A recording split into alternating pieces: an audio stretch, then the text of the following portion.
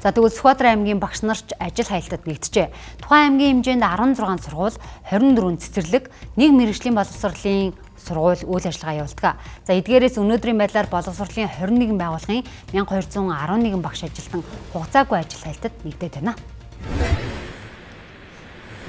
Нийтдээ 41 байгууллагаас бол 21 байгууллага ажил хийж, за үүнд бол нийтдээ 1211 багш ажилчид бол ажил хийсэн байна. Одоо энэ дээр бол дахиад ажил хийхаа мэдэгдсэн 2 сургууль нэмэгдэж байгаа. За эдгээр нь бол саяын 4-р өдөр буюу 23-ны өдөр бол мэдээлэл өгсөн.